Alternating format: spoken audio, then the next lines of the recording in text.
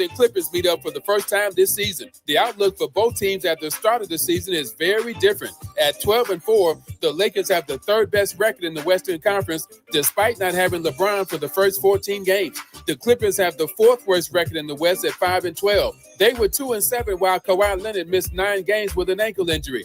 Leonard returned to the lineup Sunday at Cleveland, but will he be at full strength to deal with LeBron or Luka Doncic? This is a national TV game tonight on NBC. The Clippers' problems could get exposed to the entire country. As for the Lakers, the country will see why they are one of the NBA's surprise teams. 8 o'clock tip-off. Top 5 women's college basketball teams in this week's top 25 poll: UConn, South Carolina, 6-0 UCLA, Texas, and LSU. No debates, no speculation, just the info you need. That's your KBLA Sports Minute. I'm Ray Richardson on KBLA Talk 1580. Celebrate the soul of the holidays and support Altadena and Pasadena. Join us on Monday, December 15th, 7 p.m. inside the Bram Goldsmith Theater at the Wallace in Beverly Hills for Soul of the Holidays, a joyful night of Motor City Soul, gospel, and holiday classics featuring an 18-piece band, all-star vocalist, and community choirs, all in support of the Black LA Relief and Recovery Fund. This performance comes at a pivotal time for many in Altadena and Pasadena. This is their first holiday season since the devastating Altadena Eden Canyon fire, which destroyed homes and community spaces. While the physical losses are immense, the power of community remains, and your attendance directly supports recovery, resilience, and renewal. So, be sure to join us Monday, December 15th, 7 p.m. inside the Bram Goldsmith Theater at the Wallace in Beverly Hills for Soul of the Holidays, benefiting survivors of the Altadena Eden Canyon fire. For ticket information, just log on to ticketsatthewallace.org. That's ticketsatthewallace.org. This is a community call to action from KBLA Talk 1580 and the Black Freedom Fund.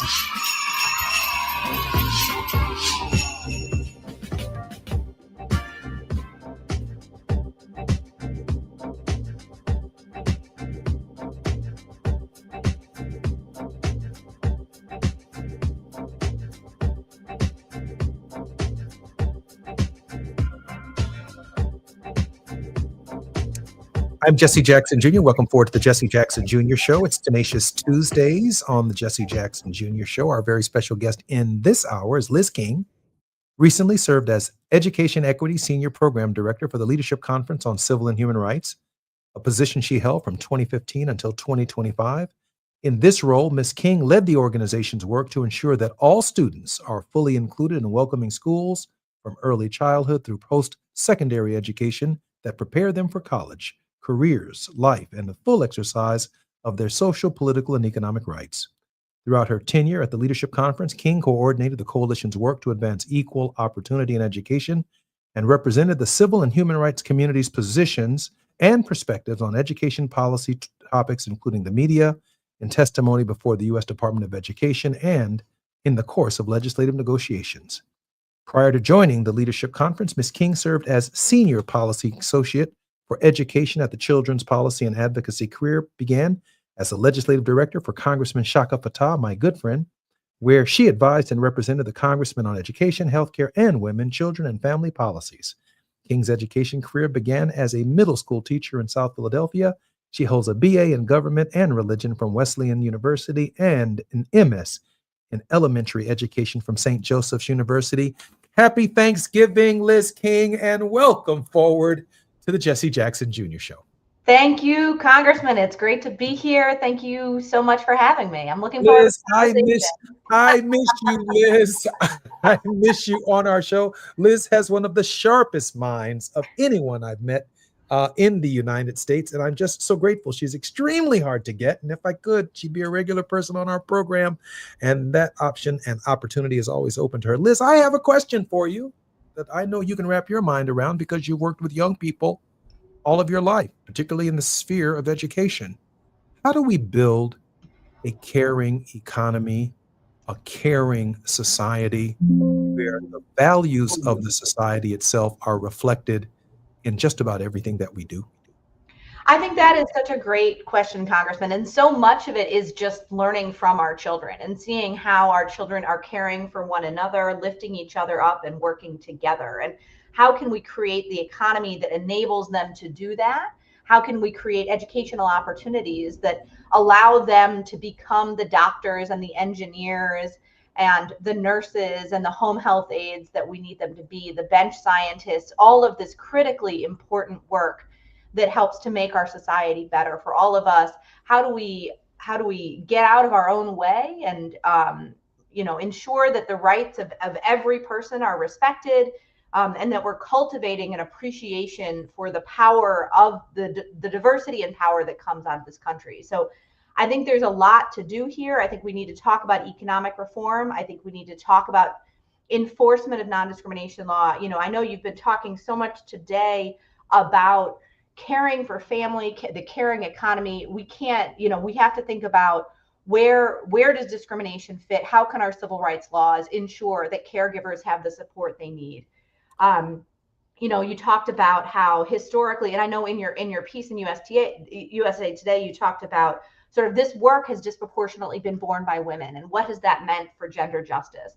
And people of color have been doing the care economy work in this country for centuries, both in bondage and in freedom. And how do we ensure that that is an economically viable path? There's a debate happening right now at the Department of Education about whether nursing education will be available to people from all backgrounds, what it will mean for someone to pursue a nursing degree. So I think a lot of really important questions for us to think about. How do we create the environment, the community we all want to live in? And so much of this for me comes back to something we hear in the civil rights community from our partners in the disability community all the time, which is, for most of us, Lord willing, disability will eventually be a part of our lives, right? Mm-hmm. Aging often includes disability. And so how do we create an environment that is supportive of disabled people, disabled caregivers, and the disabled people receiving care in their home and in institutions? And so much to talk about. Really glad to be here. And thank you, Congressman. I think this is the absolute right time to be raising these issues and lifting them up. Liz, we got about 2 minutes before we come forward, and I have this question for you. We did cover yesterday and talked about how shocked we were that nursing had been removed by the Department of Education as a professional career or a professional degree. It had to be equally as shocking to you, and it really does go to the heart of the caring economy. Absolutely. And I think even more than that, what we're seeing is whether or not higher education is within reach. I think one thing I've been thinking a lot about with all of these issues, there is an active agenda right now that is trying to keep Black and Latino people out of medical professions. We have endless data that tell us that really do say we need to ask the question about who our medical providers are. And at the same time, we have a Department of Education that is trying to take higher education out of reach. And this effort they have to sort of minimize nursing, to marginalize nursing, is really about taking away the opportunity to afford a nursing education. We need to make sure that our nurses are well paid and compensated for the critical work that they do. But we also need to make sure that that nursing education is available to them so that they can bring their gifts and talents to bear, that we can have the diverse nursing workforce we know we need to support all of our families. Before we wind this up, I wanted to share with you that I was on Amazon yesterday looking for a copy of Unequal Treatment, the Institute of Medicine's report on how African Americans and Hispanics and women were losing in terms of primary care physicians. We'll talk about that when we come forward. Happy Thanksgiving to all. I'm Jesse Jackson Jr. More on the Jesse Jackson Jr. Show on KBLA Talk 1580. When we come forward, our very special guest is Liz King. It's afternoon drive time with Jesse Jackson Jr. Only on KBLA Talk 1580.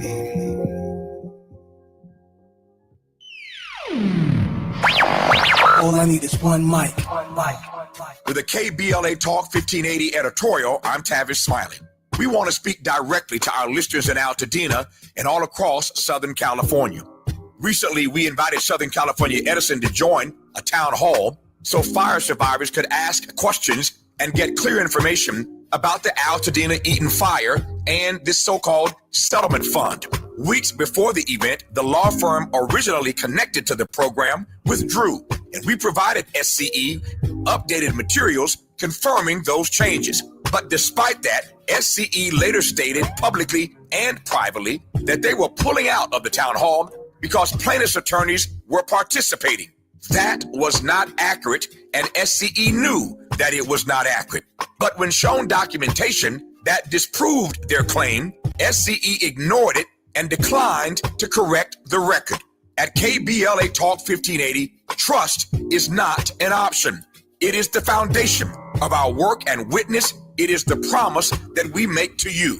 And so we will not move forward with any partnership that misrepresents the facts or undermines the credibility that we have built in love and service to this beloved community. Our commitment remains with the good people of Altadena. We will continue providing independent, verified information to support your recovery without interference from any outside entity, including Southern California Edison, so you don't get burned twice. With a KBLA Talk 1580 editorial, I'm Tavis Smiley. As always, we welcome your feedback.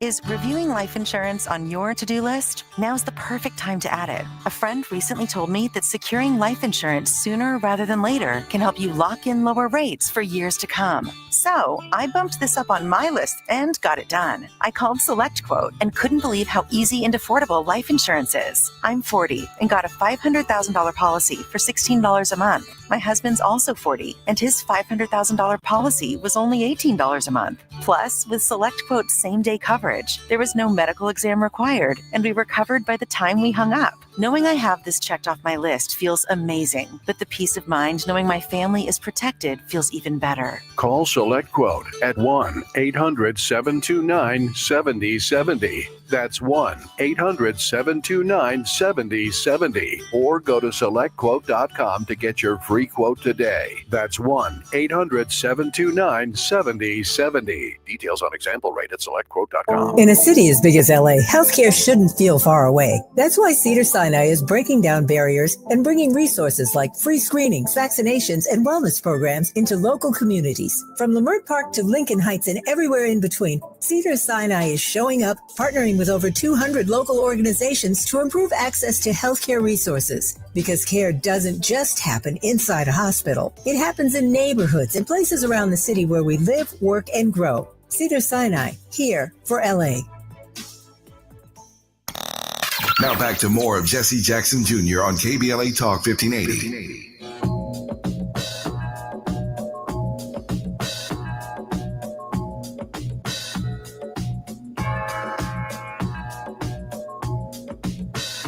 I'm Jesse Jackson Jr. You're listening to the Jesse Jackson Jr. Show. Our very special guest in this hour is none other than Liz King. Liz is one of our most tenacious and thoughtful guests whose mind and energy covers a myriad of topics that matter to us during this holiday season. Liz, welcome forward to the Jesse Jackson Jr. Show.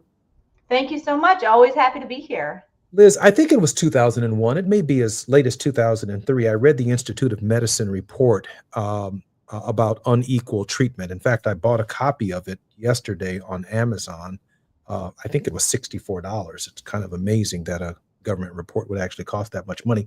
But anyway, in it, a number of studies had been conducted that showed that African Americans and Hispanics and minorities in this country were likely to die at faster rates than the broader population because of lack of access to primary care physicians.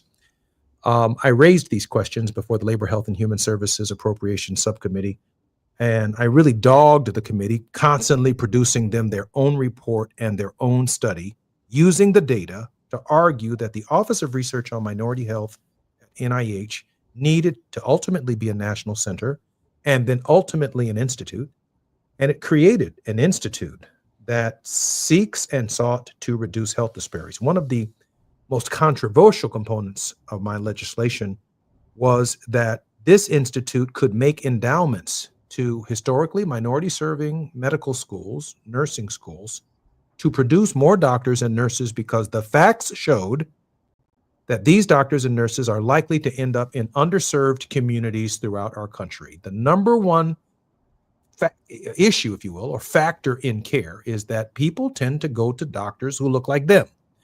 And because of the absence of doctors in the Black community and nurses in the Black community, many African Americans were not going to primary care physicians and essentially find themselves in what we call the care economy, the caregiver economy, all kinds of potions and home remedies, and take a tablespoonful of what's that? Vicks Vapor Rub to eat a tablespoon of Vicks Vapor Rub for a sore throat, which is, crazy.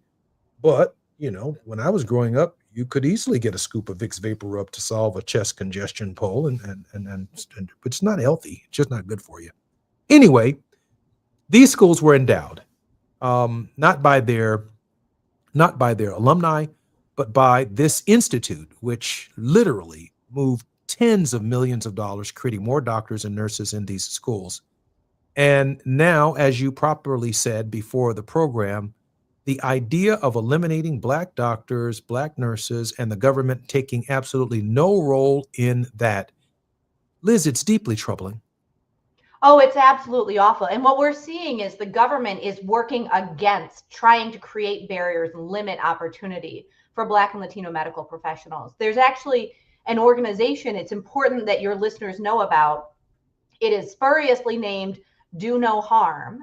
And it is about sustaining and preserving white supremacy in American medical education. It is about walking away from the data, walking away from what we know about providing excellent patient care, about ensuring the best and brightest are the people we're seeing in medical education and nursing education.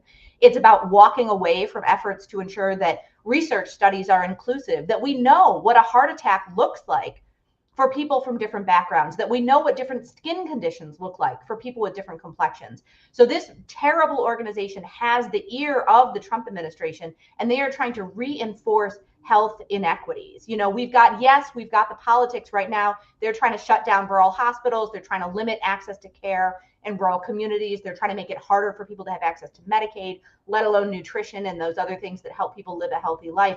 But they're also working against these incredible efforts of you and others during the Affordable Care Act.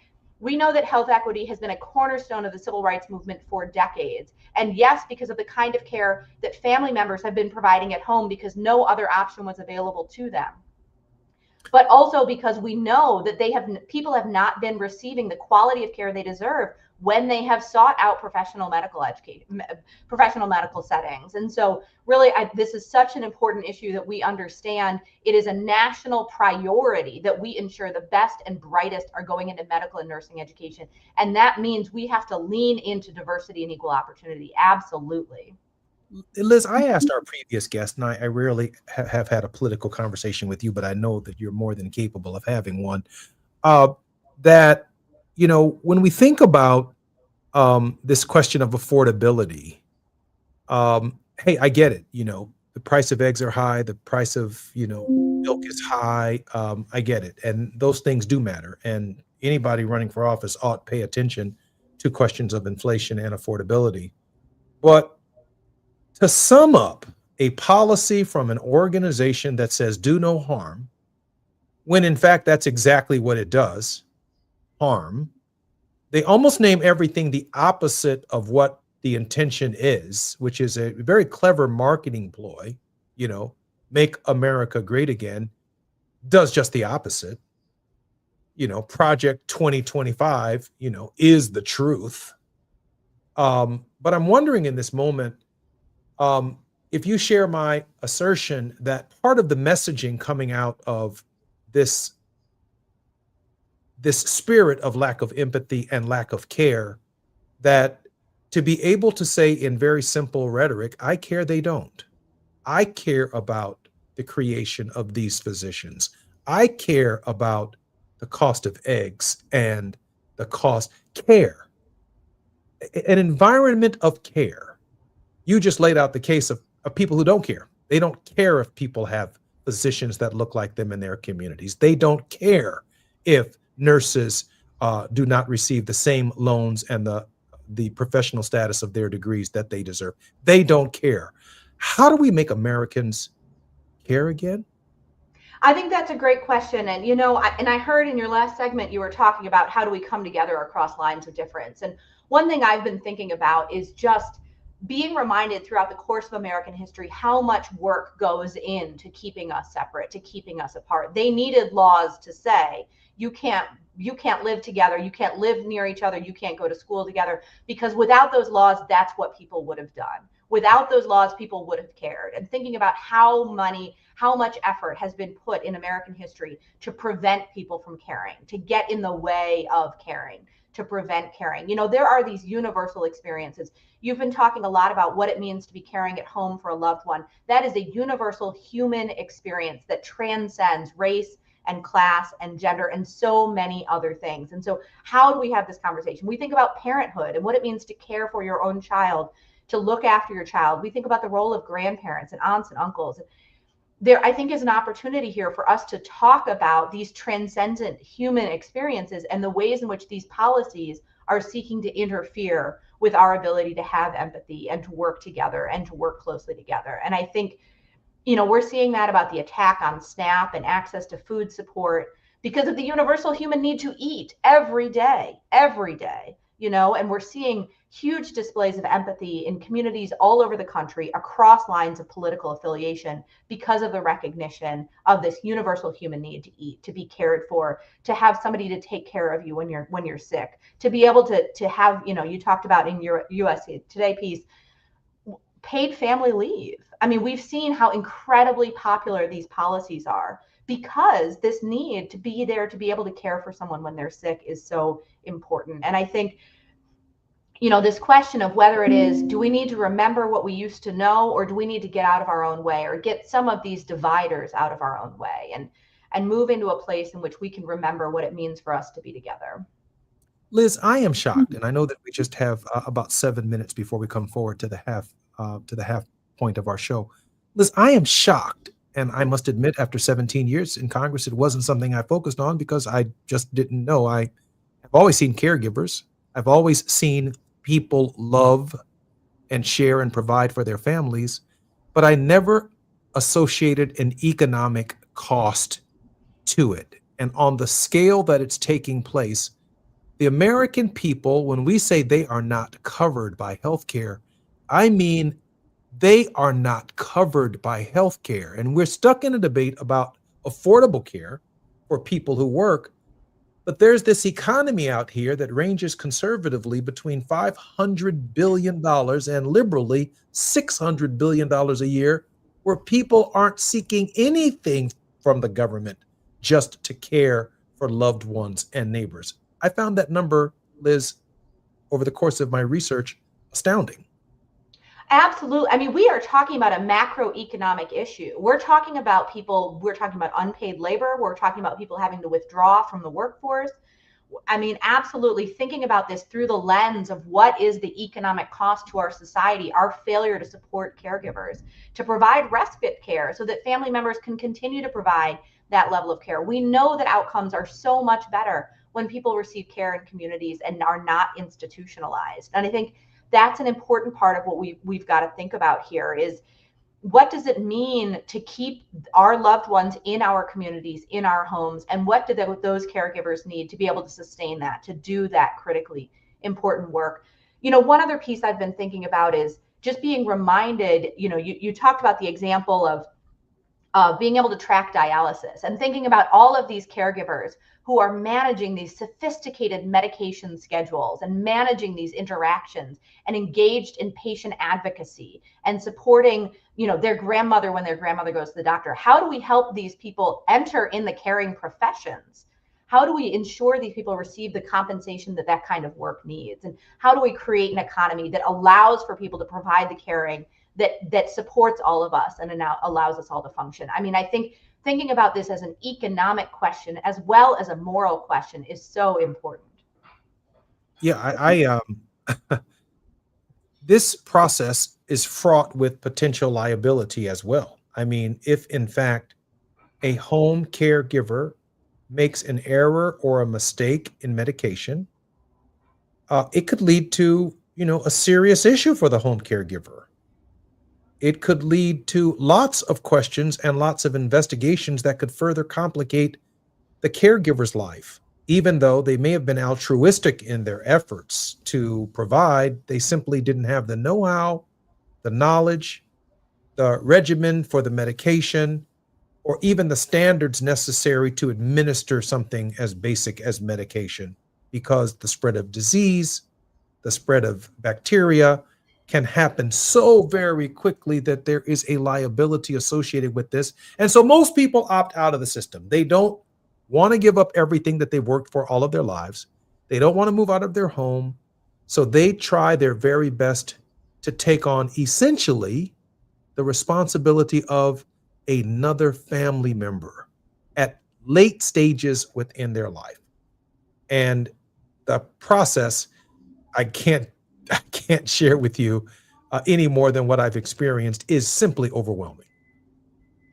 No, I think this is what it means for us to be a society. You know, we think about going back to, you know, provide for the common defense, promote the general welfare. I mean, we need government policies that support and enable this, that recognize the importance and make it easier. You know, get out of the way, make it easier. What kinds of supports can we be providing in order for our society to function? And you would think, you know, going back to your broader point about caring, coming out of a global pandemic, we should be recognizing more how interconnected we all are, and that which affects one directly affects one indirectly, and what it means here. And I think so much of this is bringing it out of the shadows, and this important work that you're doing now. I mean, women's work is underpaid, women's work is under-recognized, and how do we talk about what's going on here? How do we have a shared understanding of how taxing this is for individuals, and then what that means for us as a collective, that we are failing to support the care economy and caregivers? Liz, during the pandemic, we celebrated these nurses and these physicians as heroes. And just shortly after the pandemic, now we're saying that we don't want to recognize their professional degrees. At some point in time, this is beyond insulting. It's outrageous. It's sad. It really is a statement about an uncaring economy. And we all know the sources of that uncaring. I've never seen anything quite like this spirit energy. I'm hoping that we can wrestle it in and use every opportunity that we have to move the people, the American people, in a far more caring direction. I'm particularly honored that in this hour, our pre-Thanksgiving Eve show, that Liz King is our very special guest. Ms. King served as Senior Policy Associate for Education at the Children's Policy and Advocacy, the Children's Defense Fund, where she focused on school discipline, reform, and school funding equity. King's policy and advocacy career began as legislative director for Congressman Shaka Fattah. Liz, thank you for being on the show. Don't go anywhere. We've got another half hour with Liz King when we come forward on the Jesse Jackson Jr. Show. It's Tenacious Tuesdays. It's afternoon drive time with Jesse Jackson Jr. Only on KBLA Talk 1580.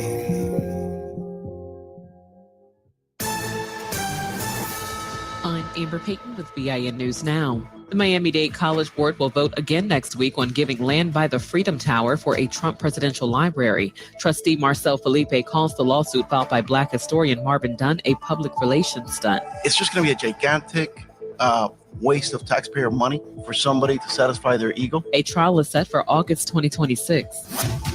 Delaware State University continues to draw young people in. New data shows fall 2025 enrollment has climbed to 6,623 students, a more than 31% jump since 2020. Students from 41 states, D.C., and Puerto Rico are choosing the HBCU, which also welcomed its largest freshman class this year. And Chance the Rapper will host Chicago's first Central Time countdown on Dick Clark's New Year's Rockin' Eve with Ryan Seacrest 2026. He'll join Ryan Seacrest in New York for the nationwide celebration. Get BIN News Now on demand 24/7 on the iHeartRadio app. Compassion sponsorship means food, healthcare, education, and most of all, being known, loved, and protected. There are thousands of kids waiting over a year. End their wait. Sponsor a child with compassion today. Text the word radio to 83393. This is the KBLA Sports Minute with Ray Richardson. LeBron is facing a strong challenge to keep alive a significant milestone in his record-setting career. Because he missed the Lakers' first 14 games, he cannot miss more than 3 games the rest of the season to remain eligible for postseason honors. NBA rules require players to play at least 65 regular season games. LeBron, who turns 41 on December 30th, will play in his 3rd game tonight against the Clippers at Crypto.com. The milestone in jeopardy is LeBron's streak of 21 consecutive years of being named to the All-NBA team. The issue for LeBron and the Lakers medical staff is how they're going to handle the 11 back-to-back games remaining on the Lakers schedule. Considering LeBron's age and his recovery from a back injury, it might be difficult to keep him in the lineup for most of the Lakers' remaining 62 games. Something to keep an eye on as LeBron nears the end of a remarkable career. No debates, no speculation, just the info you need. That's your KBLA Sports Minute. I'm Ray Richardson on KBLA Talk 1580.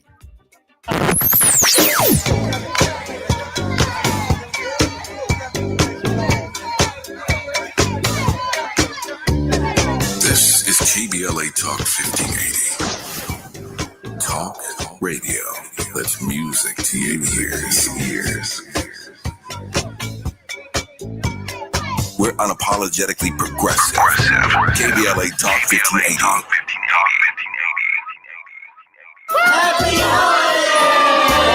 This holiday season, KBLA Talk 1580 wishes you and yours joy, peace, and prosperity. As we celebrate with family and friends, we're already looking forward to an exciting first quarter, packed with must-attend events to kick off the new year just right. In January, join us for our inaugural Brotherhood Brunch, bringing together community leaders, change makers, and everyday people for inspiration and connection. February means it's time for our signature Black History Month luncheon, a powerful celebration you won't want to miss. And in March, Women's History Month, we're once again hosting our State of Black Women in Los Angeles Symposium and Luncheon, addressing the issues that matter most inside our community. From all of us at KBLA Talk 1580, happy holidays. Stay tuned for more details on these incredible upcoming events. KBLA Talk 1580, your voice, your community, your power. Hey, can you blow up some balloons for Jack's party? I can't. I'm so congested. You need Sinex Severe from Vicks. Sinex Severe nasal spray. Yeah, just Sinex. Breathe. Sinex Severe instantly relieves nasal congestion and works 6 times faster than nasal decongestant tablets. The 12 hours of relief allow you to get back to the moments that matter without congestion. Daddy, we need more balloons. On it. Try Sinex Severe from Vicks. Just Sinex. Breathe. Use as directed.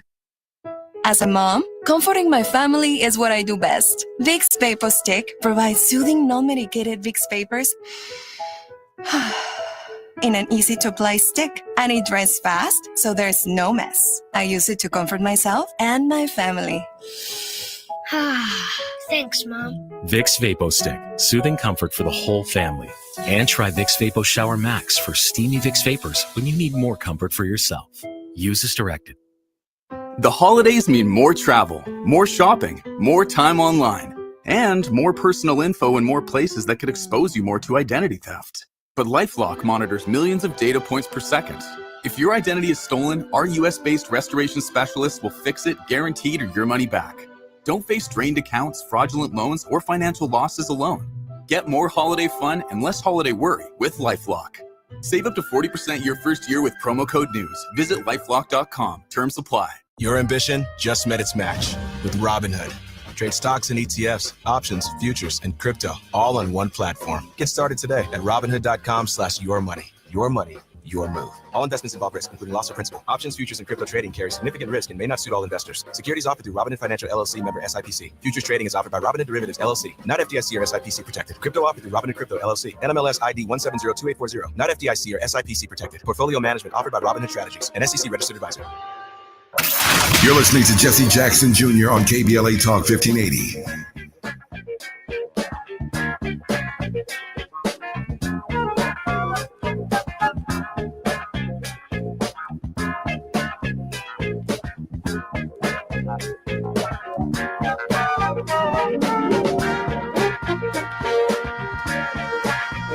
I'm Jesse Jackson Jr. Welcome forward to the Jesse Jackson Jr. Show on KBLA Talk 1580. Our very special guest in this hour has been Liz King, recently served as Education Equity Senior Program Director for the Leadership Conference on Civil and Human Rights, a position she held from 2015 until 2025. In this role, Ms. King led the organization's work to ensure all students are fully included in welcoming schools from early childhood through post-secondary education that prepares them for college, careers, life, and the full exercise of their social, political, and economic rights. Ms. King, welcome forward to the Jesse Jackson Jr. Show again. Thank you so much. Always good to be here. Liz, you forced me to think, and I'm thinking that, I've seen at least two kinds of care from my father, and I have to use him as my experience because I've not had this experience. This is the first time I've had a family member that was in my immediate family in this kind of crisis. Obviously, I've had older grandparents who lived in different states and different cities who went through similar care and treatment, but they weren't my direct responsibility. My brothers and my sisters, particularly little Jackie and Yusef's direct responsibility, like my father is now all of ours. So I'm thinking that I've seen two kinds of care, and one kind of care is what I call the best. This is the best we can do. That's what I call the best we can do care. And then I've seen some extremely high quality assisted living, around the clock care, as in like very, very expensive care at some facilities that we've taken advantage of over the course of this journey, but then our personal resources simply could not sustain it and it ran out. I'm thinking that as this population ages by 2030, that part of what we have to advocate for in the country's consciousness and thinking is the civil right to assisted living. Is that unreasonable? Or is that a priority that we need to turn and shift our attention to? I mean, I think there's so much there. I will say, I would be remiss if I didn't bring into the conversation thinking about Carol Moseley Braun and what happened to Senator Carol Moseley Braun when she was seeking care for her mother, and the way that her experience that was so very typical of Americans was marginalized and demonized and villainized. And I think, it's just I do hope that this is an opportunity for us as a country to revisit the way in which she was mistreated and how racist and sexist those attacks were. And again, the lens was the critique of the choices she was making in pursuing the impossibility of finding high quality care for her aging mother. But absolutely thinking about, I think the language of rights is incredibly useful here. And I think it is the right to high quality care, to be treated with dignity and respect, to have your own wishes and agency recognized. So whether that is care in the home and community-based care, this has been a priority within the disability community for a long time, the right to receive care in your own home, to be in the community. And for people for whom high quality care in a facility, in an assisted living facility, is their choice, thinking about what does it mean to be able to make a choice and to have the baseline decision be, no matter what your choice, you will be treated fairly, you will be treated with respect, you will be treated with high quality, culturally competent care. I think is just incredibly important. And what does it mean? Thinking about this through the lens of human rights, but then also our civil rights law infrastructure in the United States. We know in so many examples, the way that Black patients are receiving care is lower quality care than white patients. And that is unacceptable. And we as a country need to reject that and move forward to a place that says everyone deserves high quality care, no matter their circumstances. Liz, I think that economically, there could be a construction boom in the United States around the idea of building high quality assisted living care that might start out as assisted living, given the aging population of people who will soon be approaching the ages where they will need it. But if the facilities are high quality constructed facilities, it's easy to convert them beyond that aging population as it transitions to high quality, affordable care that can also be used beyond the if you will, the population that's moving, this bubble of population that's moving through our system that we're going to have to confront and will have a profound impact on the elections, not only in 2026, but certainly through maybe through 2040, when I think about the boomers moving into this process. Your thoughts on the construction opportunity in every state to prepare for what is inevitable? Yeah, it's a great question. And what if we think about, what kind of renovations do people need in their own homes, right? Installing safety bars and ramps, widening doorways. Are there other ways? We had a really good conversation, I think, for a few years about the green economy and what it would mean to retrofit homes to make them more airtight so that people's heating bills went down, so they weren't burning so much fossil fuels, and the opportunity for good jobs to be doing that work. Let's think about what would it mean to have a program that would combine the building trades and the skills and expertise that people in the building trades bring to ensure that these homes are safe and that they enable people to live independently. And then absolutely, let's think about multifamily units. I mean, I think this is a great opportunity for us to think about housing broadly and think about integrated housing, think about the universe of people who need and benefit from some level of assistance in their place of living. They may not need round-the-clock care, but they need additional support beyond the support a typical person needs. But with a little additional support, they can then live independently. And what kind of infrastructure would that look like? How do we talk about this a lot when we're talking about early care. We do not have the facilities we need, the daycare centers that we need to provide high quality places of caregiving for young children.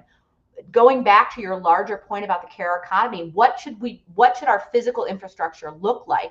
What should built spaces look like that enable us to provide care for our family and our neighbors? I think that's a really great question and a really good opportunity to think about the future of building and the future of where we're all going to live. One of the things that I saw, Liz, was an amazing rebound by my father. The more people he had access to. Now, of course, the more people that he had access to, the greater likelihood that we could be introducing, a cold or pneumonia or even COVID into his environment. So we asked people to put on masks. But he drew energy from people. And from where he was to where he is, my brother Yusef and Jonathan have referred to it as simply a miracle that, the more people came to visit Dad, the better he felt. Bill Clinton came, and Al Sharpton came, and Mark Thompson came, and Tavis Smiley came, and all of these people were coming to visit, and he just got stronger and stronger, and he started giving orders. He started telling everybody he wanted us to feed 2 million people for the holidays. And it was amazing the energy that so there's a socialization part of this that matters, that you just can't take people out, put them in some kind of limited but serious care confinement. People need access to people, even in assisted living, because the socialization is also part of the sustenance that's needed for their lives. Absolutely. I think, we should be thinking about, to your larger point about this generational change and so many Americans getting older and thinking about, obviously when we're thinking about your father, we're thinking about decades of community organizing and decades of political expertise, and how do we capture that knowledge and ensure the work that he's been doing to spread that on to future generations. But what else can we be doing to support older Americans?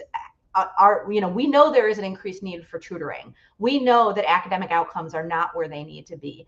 Are there ways that we can help ensure that older Americans have the physical, medical support that they need to live independently and to live the lives they want to live? But then also, they still have so much to offer in our communities. How do we create an opportunity to really lift that up?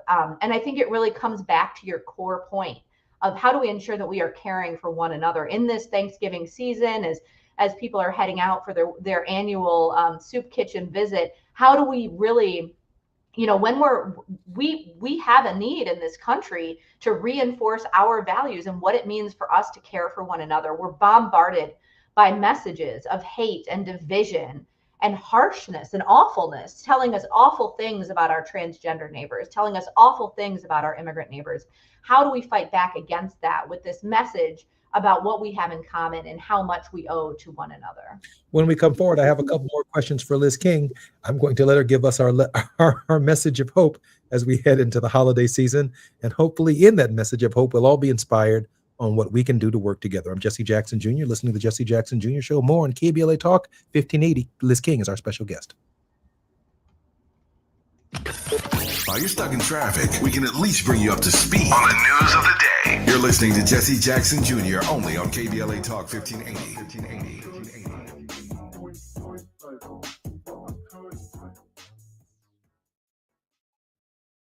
We asked seniors how to prevent Medicare scams. My best advice, if you get a phone call, do not talk to the person. These people are well trained. Don't talk to them. They don't know me. They're just trying to scam me. Don't be fooled. Hang up. Just hang up. Never give out your Medicare number. They're going to get your number to put in a false claim. If I get a call from someone, I don't pick up the phone. And should I pick up the phone and they ask for information, then I hang up. How do you detect Medicare fraud? Just like I check my credit card statements, I check my Medicare statements monthly. Scammers can get a hold of your number, order medical devices through your account, and you're not even going to know about it if you don't look at your statement. Check your statement every month. If you get your statement and you see something that you know you did not have done, you report it.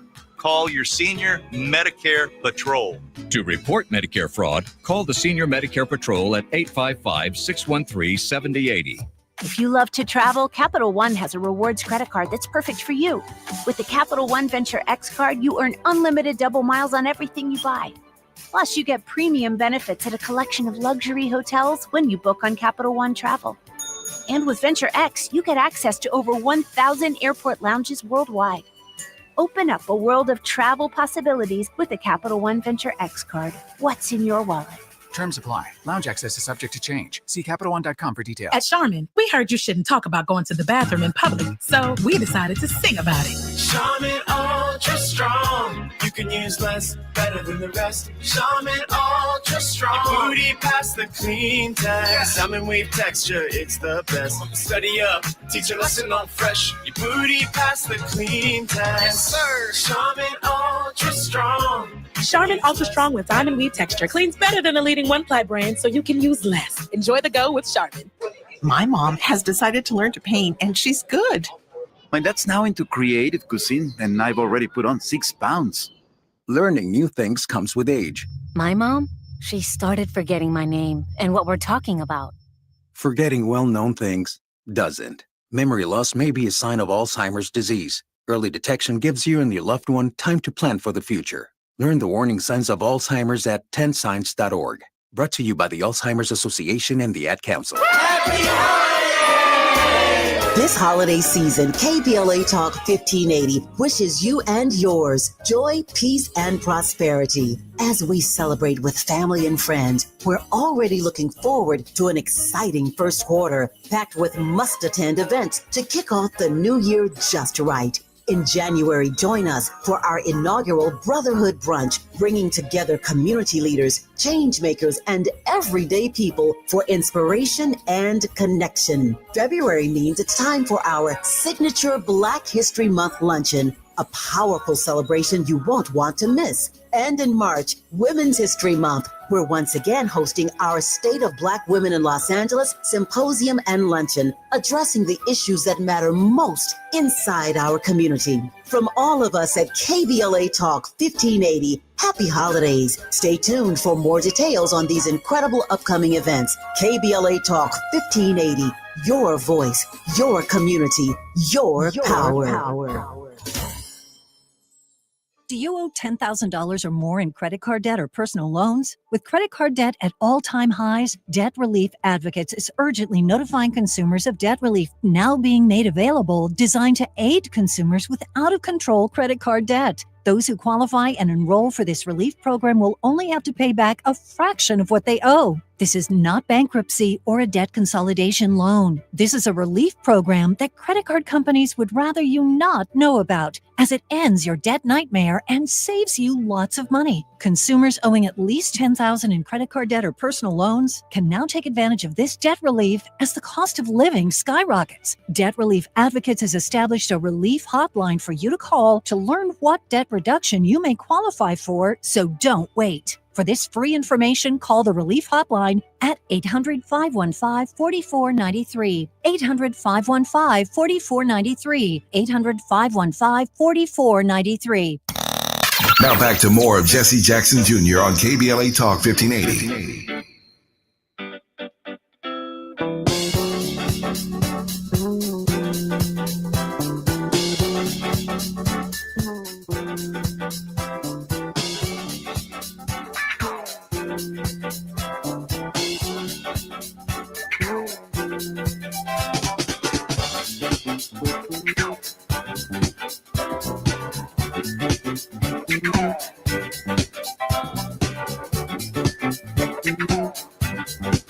I'm Jesse Jackson Jr. Welcome to the Jesse Jackson Jr. Show. Okay. On KBLA Talk 1580. I'm loving that music. I'm loving that great send-off for Liz King and I. Liz recently served as the Education Equity Senior Program Director for the Leadership Conference on Civil and Human Rights. Liz, welcome forward to the Jesse Jackson Jr. Show. Much. Always a pleasure. Liz, you know you're always welcome back. And before we get to your word of hope, I do have one more question because I like dreaming with you for a moment. I'm thinking that all of the pieces are already there. We have Medicare. We have Handicaps with Disabilities Act. We have handicap accessibility legislation.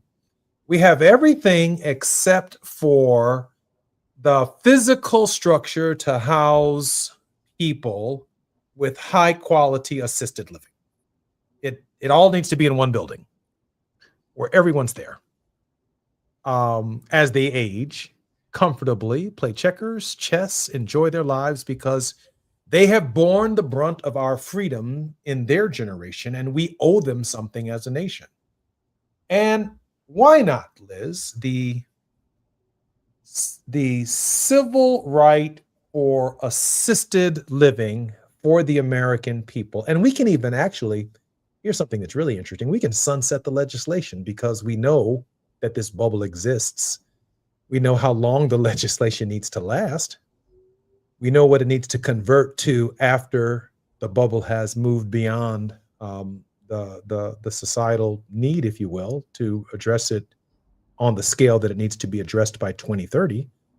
And so there is a systematic way to do this legislatively by putting the resources behind such a program in all 50 states and every municipality, and leave in place decent, safe, and affordable housing for the next generation after the renovation and the bubble moves through the system.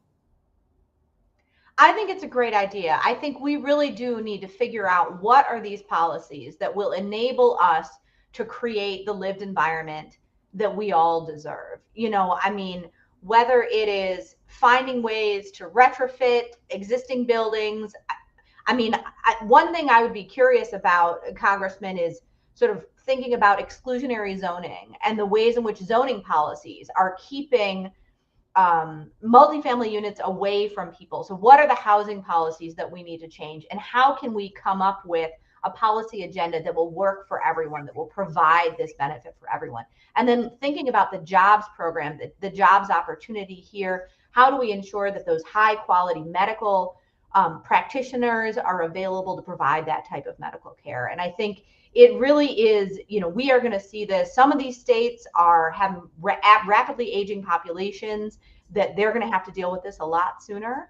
And so this question of whether they will take this on, whether their government will fully represent them, take this on, I think there's an opportunity for some model policies here. And I really do hope we see what you are talking about, Congressman, which is a commitment to care, dignity, and self-determination for all Americans, including older Americans at the ends of their life, you know, when they're ready for a different living situation. I think is a great idea and something we should all be talking about. You know, last Thanksgiving was different than this Thanksgiving. The Thanksgiving before that, Joe Biden was president of the United States. Last Thanksgiving, Kamala Harris had just lost a national election to Donald Trump. And yet this Thanksgiving is yet another iteration of the holiday. Liz, in your word of hope,